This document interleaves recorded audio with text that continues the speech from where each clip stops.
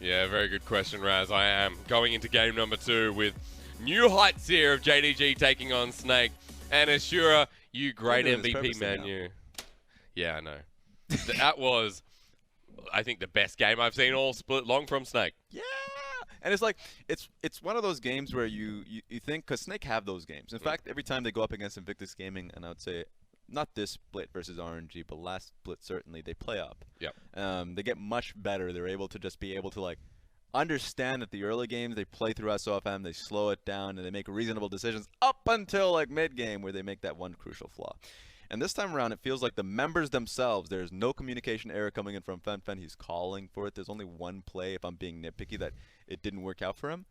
But overall, I think they just have great members that they're communicating alongside. Yep. And now let's take a look at the pick ban. Oh, we're going again. Boom. We get one more Vayne. Yeah. And that's a Galio. And guess whose Vladmir that is? Ooh, that is a Vladmir in top lane for Flandre. Vladmir. And we get to see Fenfen. I know that you're calling Fenfen a two-trick pony between his Kennen and it was his Aurelia. After last game, I'm very wrong. But he's played a lot of Galio. So we'll have to see when we run this game how he ends up faring, because Snake are on fire. Yeah, that's right. 1-0 already. Look at the other side of JDG. Yagao on a bit of a signature in the LeBlanc that he's been picking up next to the Zoe.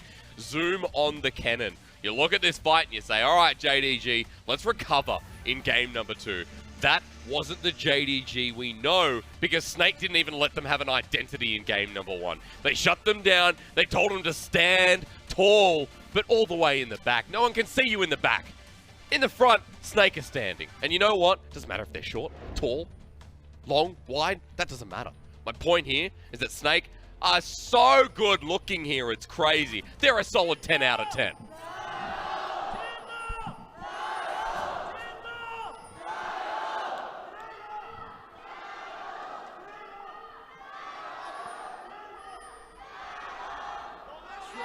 I want to say one thing, Hysterics. That's me. You sounded like a freak. Oh, yeah? Yeah. Okay. I'm not just sure. Putting that out there. I feel like that's a really harsh criticism. I see your preference when it comes to Snake, and you are right. They're looking very good. They're looking very good. They're looking quite dapper. I think Fenfen in particular, coming into this game with the Galio, he's understood his role, and guess who he's going to be looking to support?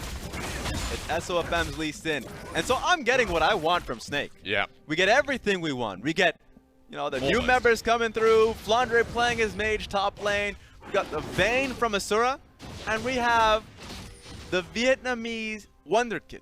Yep. And SofM. What the hell is JDG doing? That's right. I asked for Levi. If we don't go the distance, you are never going to see Levi go up into SofM unless Snake make playoffs. I didn't pay for this show, but I want to refund. 8 wins at the moment JDG is sitting on. If game 2 ends here, Snake will move themselves up to 5. Playoffs still a big potential for them. Just quickly, how they're going at the moment. You'll see them go into OMG, LGD. This is their 3rd last series. So still a must-win for Snake at the moment. Yeah, they got to keep moving. Here's the issue that every team is facing VG early on, and while they still have hope, they are praying that every other team will continue to lose. Sino Dragons, Sluning, WE, whilst WE right now are on fire. So you have to be picking up games if you want to be realistic. Oh, flawless, very good jungle pathing here. Just walks through the mid lane. Fenfen, you back away, champ. Yagao getting a bit of pressure to help push out the lane. And you know, all junglers just want one thing. The damn Scuttle Crab. And so it's been made very apparent. SofM knows that Jarvin's going towards Scuttle. He's dragged the blue buff in just in case Jarvin wants to peek his head in, and guess who it is? Here he is, the flag and drag. Who does blue go over to? SofM means he hits level 3. Conqueror available, of course, for SofM. So Flawless doesn't go any far forward. And I like this. We haven't been seeing Conquerors for the entire day, and I think that Conquerors, Lee Sin, and Jarvin are just stronger. Yeah. It's just better. If you EQ somebody on top of their head, that's 2 stacks already. They get thrown up into the air if you're Jarvin, and then you auto-attack them while they're up in the air. That's 3 out of the 5 stacks. And if you're in a 2v2, think about this. 2v2 fight, you get the 5 stacks, and sure, you've already blown your auto-attack on one person. You turn around, auto-attack them in the head with the passive Jarvin auto-attack strike that he has. Yep. That's actually 49 true damage before you have any extra AD. That is crazy in a skirmish. Oh, yeah. It only gets worse for the enemy teams when you have more AD underneath you. So Flawless recognized that going towards his, Conqueror's proc here. And I'm not even talking about the 10% healing that you get as a result of the damage that you put down. So all of that is wild, and it's the same point as being said for the Lee Sin. Yep. Lee Sin Q has 2 procs, so hit them with the first Q, follow it up. That's already just like 2 out of the 5. The rest of the follow-up is pretty easy, and your passive is the attack speed boost that you have. I just think that Conquerors is the better pickup. It's so good at the moment, even after the quick fix as well. Yeah. Top lane, another rune that we should notice about is that Zoom has taken Kleptomancy into the matchup, into Flandre, who's gone for the phase rush and already looked full item Kennen build. That's a bit of early gold there for Zoom, able to harass out Flandre under turret.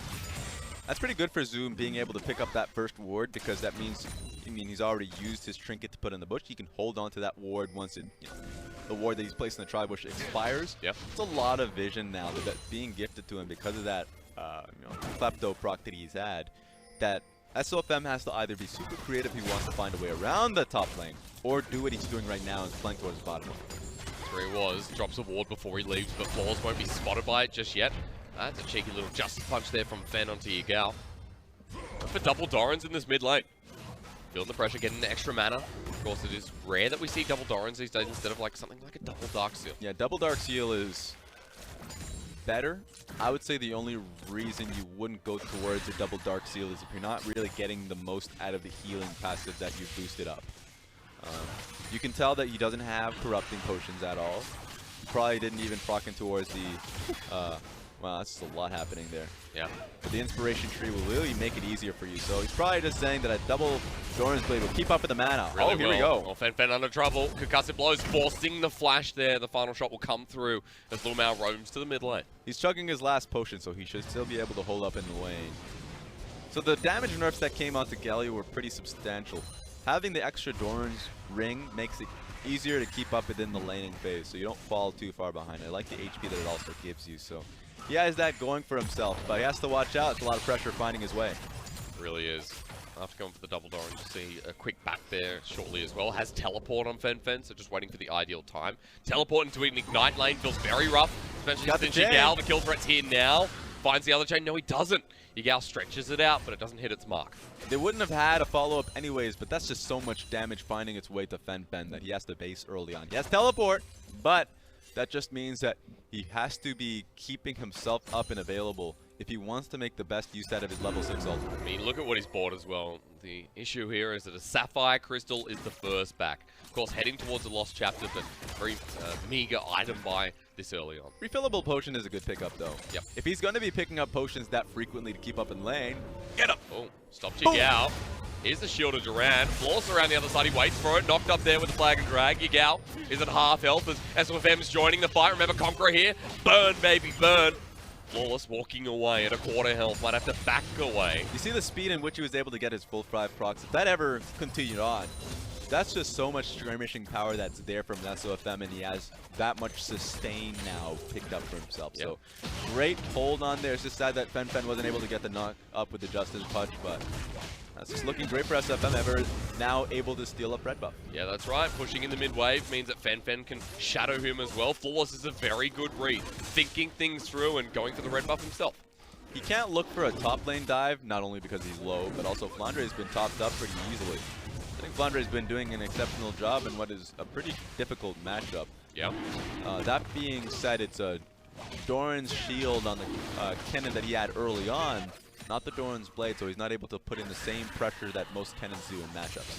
He's getting there, blasting one, of course, Sorcerer Shoes this early on as well. It's going to be pretty huge into Flandre. Seems like it's just more of a scaling Kennen, because picking up the Klepto means that he's just trying to get towards his Proto Belt, his Zonias, all of that much faster than Vladmir would get his own items. So, just like I say scaling, I would mainly mean he just wants to hit his target items faster. I mean, getting into the middle of these fights, which seem to be coming sooner rather than later. Won't be available for Zoom, however, as he doesn't have the teleport available. Mountain Drake you just saw picked up there. Infernal coming up next. This is so quiet.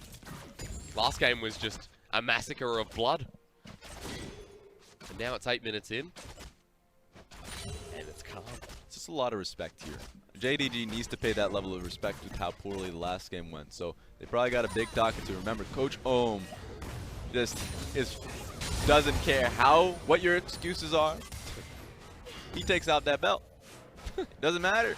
And so I love the fact that this team has now been a lot more respectful, because if Zoom has pressure on the side lane, and if Imp in the last game with how much he was able to get in that one, you have to recognize where your lead is and play respectful to it. So it gives Flawless a second chance, because the fact that they kept in Flawless, although it pains me, yeah, he didn't have a bad game. No. He's just upset the fact that the advantage that he was able to give to Imp didn't turn into anything. And here comes the trade in the bottom lane. It's not going to be going to much. LvMao just blocks it away.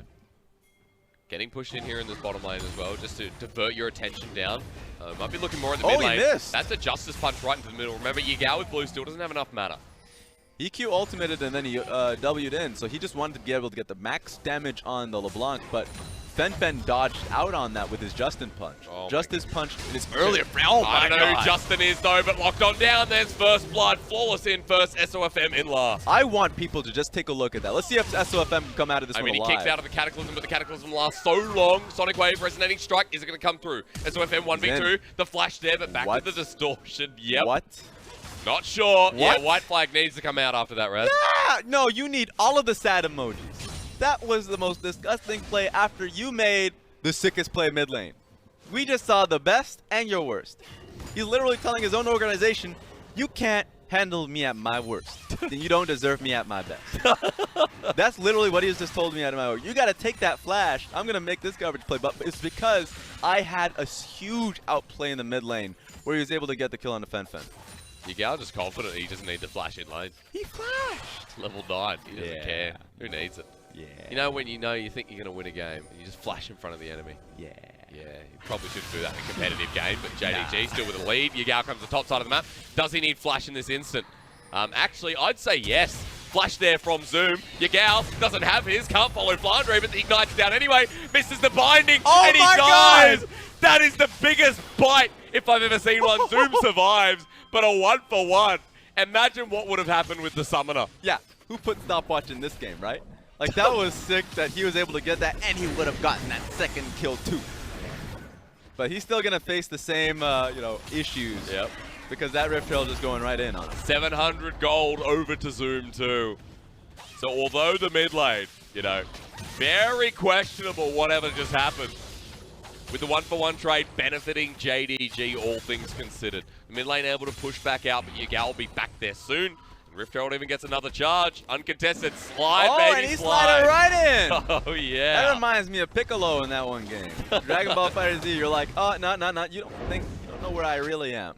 So I love the fact that we're looking back at this, because he doesn't get stunned initially. He gets stunned under tower, so he's telling them, you got to work for it. You really do. Flash in, Zoom takes the first turret, and then Yagao takes the second one. He doubles down when the turret's already on him. Crimson Rush to get right back to that same HP. So God bless the fact that Zoom had a stopwatch there, because he also would have died. I still call that karma for Yagao from before, but still getting the kill over. Yeah, that's right. Stopwatch comes in handy. Morella Nomicon picked up first with Zoom. This is not something I normally see on the Kennen. No Proto Belt, no full-on AP item, but we just have the Morella Nomicon. All right, extra bit of damage there. And the Rise, the Vladmir, sorry. Yeah, and he's going up against the Vladmir, which means the fact that every time he sends out that auto attack, he's going to be able to put that Grievous Wound on him. Yeah. Grievous Wound in the matchup, he wants to be able to just punish Vladmir here. So, already has the CS advantage there. Got that kill on top of him. It's going to be easier going forward. Of course it is. Stellar performance in the top lane. This time Zoom in a much safer, safer matchup.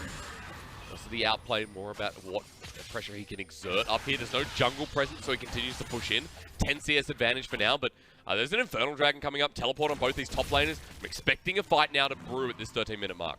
Yeah, both teams would benefit hugely with the fact that they have carry top laners with the Infernal Dragon. That's a 10% boost right there. The first dragon that you get is a big boost up to what your team composition is looking for. Oh, wow. So they know that this is happening. I don't know if they're willing to fight for it. Snake are just giving it up. Yeah. Galio and the Vayne want a push in their adjacent lanes. They just want to prioritize the minions since they're falling a little bit behind, but here comes Fenfen getting Infernal and the push in the mid lane. Fenfen charges in for the double taunt, but can he get the damage and get out alive? Hero's entrance, but he's dead.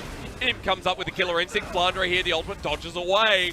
JDG quicker to the play. They got everything out of it. Yeah, they did. And they even exhausted quite a bit. Vladmir using his teleport to try and help out his brother.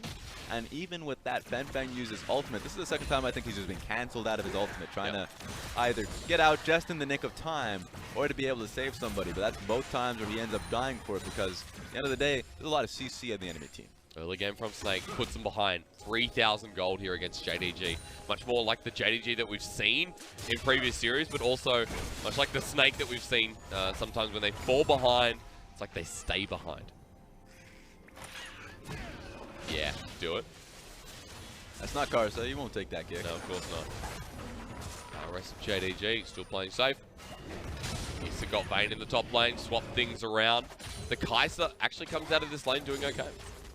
Yeah, it's not as huge as the last game. That's because there was that crucial error that Imp made. This is far better. He recognized that this is going to be a tougher matchup. So the gold lead that he was able to have for himself, this is very weird that with 154 CS, like even against his own mid lane matchup, you look at that, it's like that's not that large. Yeah, but it's big enough to get that 450 gold bounty that's up against him. So that's how the system works. Apparently. I don't make the rules. I mean, yeah, the Vayne's are the exact same CS. Fair enough. A lot more gold there on JDG. They got a full turret's worth of plating up in that top lane. Yep. Extra, 600 and something gold, 640. Team gold's been pretty big. That's why looking at this like 3K gold lead for JDG, all of that's starting to show in the laners. Continues to blow ahead as well. Mid lane, the next turret going to be under pressure. Bottom lane, they're getting pushed in by the Kennen once again. Has a bounty of his own after the 2 kills too. This is a great lane assignment here from JDG. They do need to watch out LeBlanc. Doesn't want to be too aggressive here when she doesn't have the pressure, but let's watch her. Gonna walk up, level 11, so I'll have a bigger cooldown. Okay. Turning onto Asura. Here comes the final hour again. The Vayne back in action, baby. As level 9, slowed down by the Winters bite. Fenfen gonna try and save his 80 carry. He's in the brush, Cataclysm down. Asura drops down as well. Kennen comes back in. SofM kicks him into oblivion. But SofM is now gonna join himself. Death comes for all. And JDG clean up yet another fight. There we go. A Yagao moves forward because they knew that they had the play locked down. Doesn't matter if Yagao's getting collapsed on. That's a low block. And she's going straight for the Vayne. So it's one of those situations where it was Snake that set out the bait. Vayne was that bait. But unfortunately, they had no way to save the bait. The fish had just completely gone to the wayside. This is so rough now for Asura to come back in this game. Still a Vayne, still opportunities here for Snake. But this is a powerful early game, a powerful statement by JDG. 5,000 gold this early on. It's crazy to see JDG back in action here.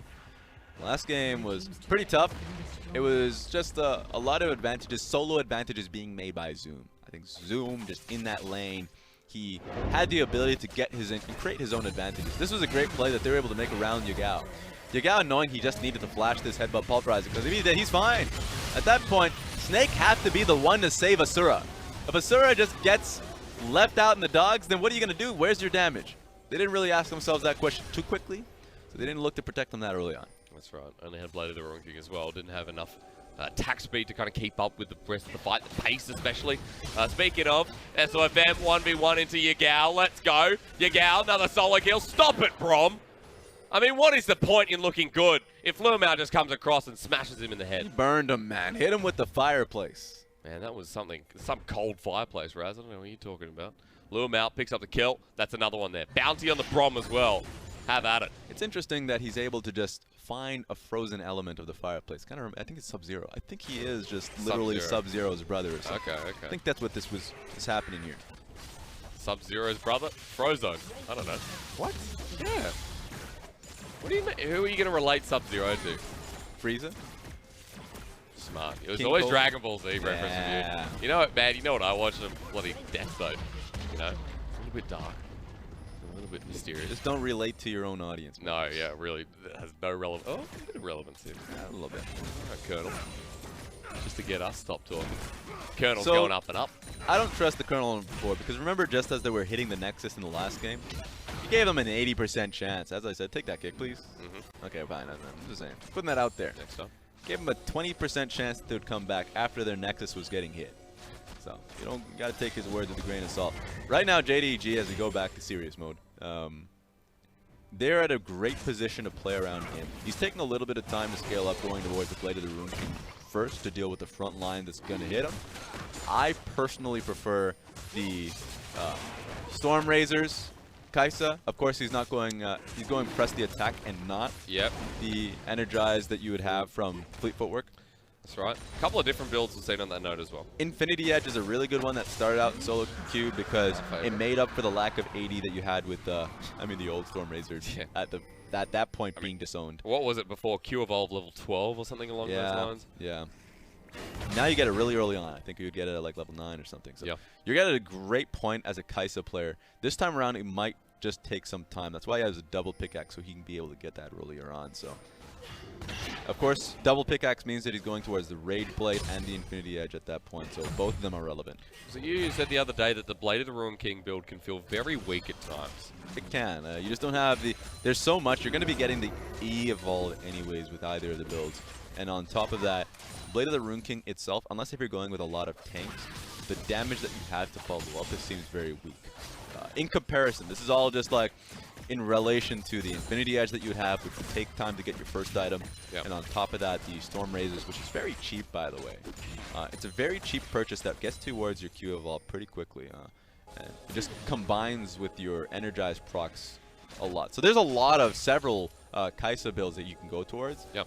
And my favorite ones currently is Storm Razor and Infinity Edge. Yeah, I definitely like the Infinity Edge one as well. It just feels so powerful as a Kai'Sa, hitting that one item spike, much like the lines of people like Tristana. Either way, I think the most important thing in this game is Asura getting nearer and closer towards his Rage Blade. Yeah, good point.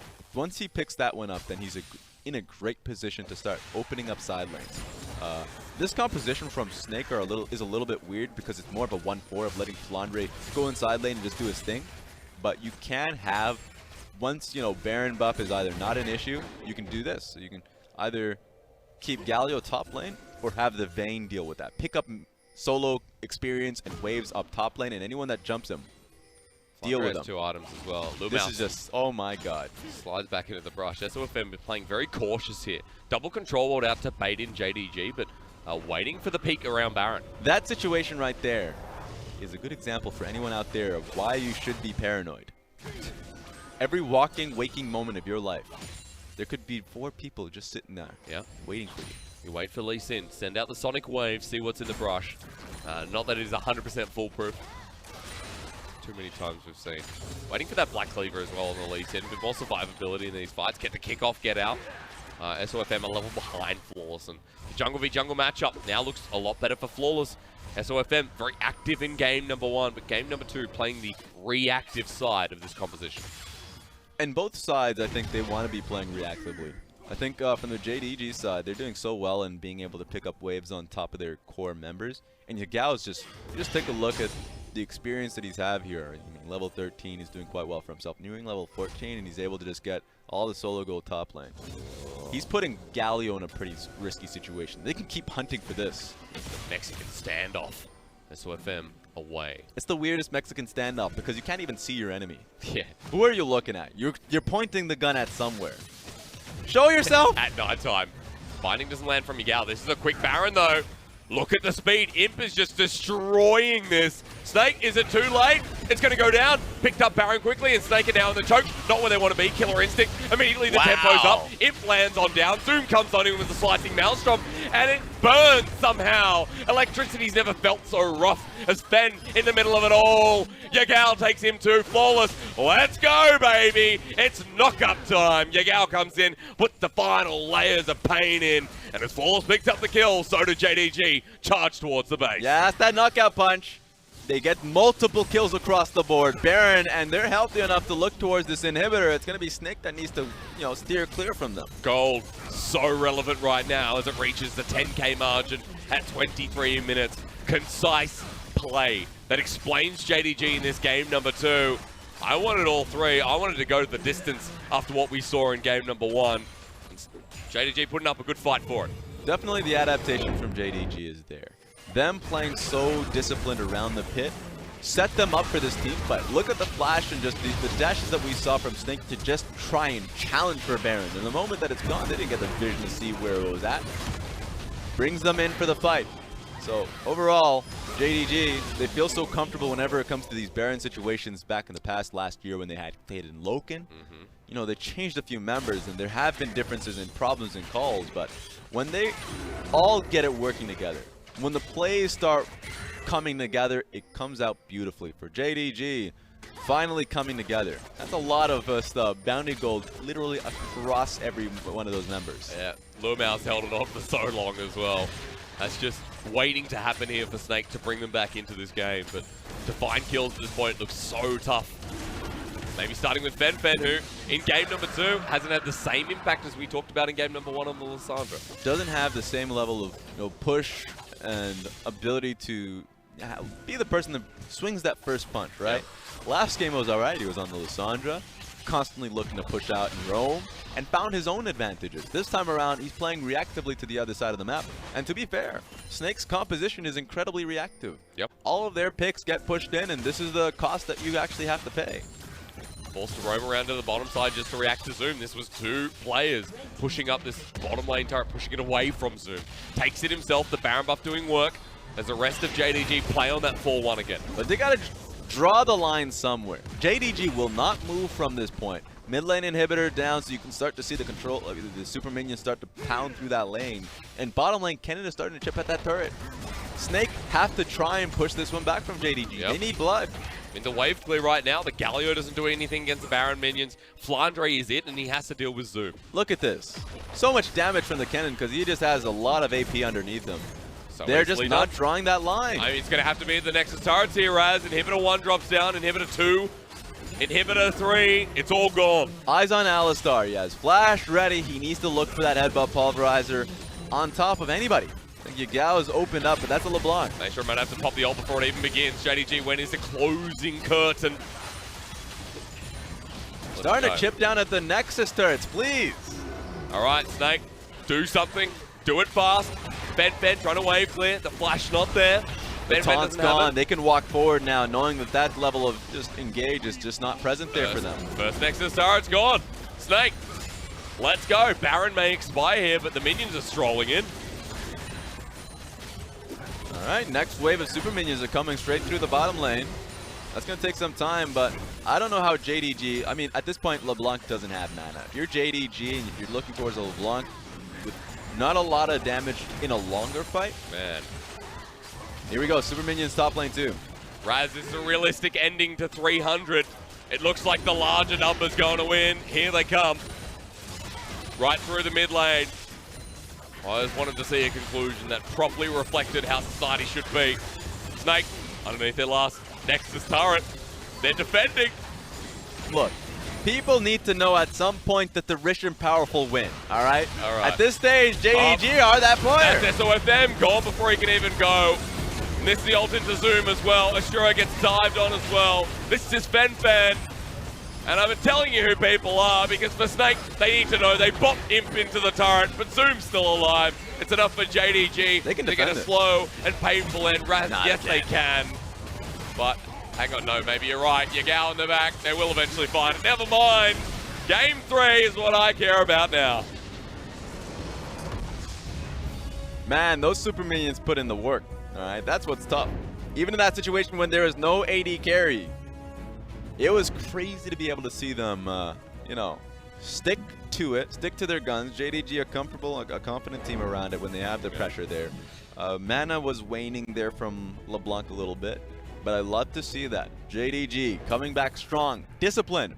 This is the smoothest bell curve you'll see. Yeah. Like, that curve was, you know, really nice from JDG on the side that Yagao had his advantage, put himself on side lane. Same thing happened for Zoom. I think Snake coming into the next game will draft so that one of their lanes can actually shove. Just one. I'm asking for one. I'm really curious about that, how they draft, because there's been very different drafts in Game 1 and Game 2 for Snake.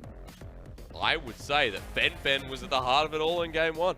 You know, you can agree with me. You don't have to agree with me, Raz. I say some things. No, I got you. Okay, good. That one I agree with you on. Oh, great.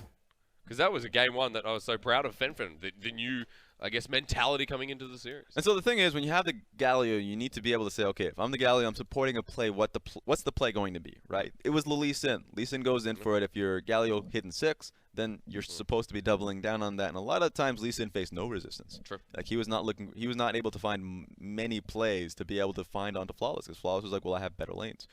Mid lane's pushing out, pretty much handling the Galio situation.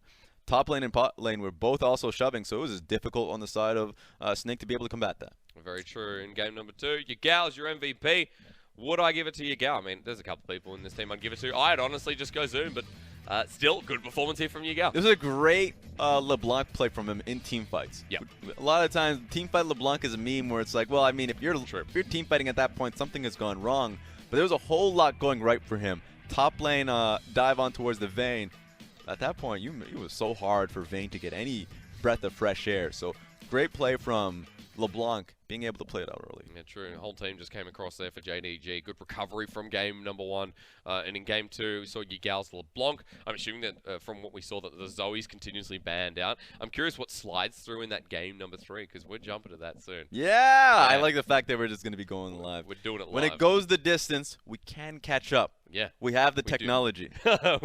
We rebuild it. We're going to game 3 like very, very shortly. I'm waiting for word, and as soon as I get that word, boom, we're down. And so what I want to see going into the next game from the side of Snake, as you already see, here's the ban pick. Do they have better lanes? Bottom lane's looking pretty good. I love the Kalista and Galio, and I think the Irelia and Kassadin. That's Fenfen's Kassadin. That's what we're talking about. The 2 tricks on his own team. Of course, he's not playing the Irelia. It's going to be the Kassadin that he gets to play. This off in a second. Yeah, you're going too far. Let's just get into the game and see how it fares. I'm sorry.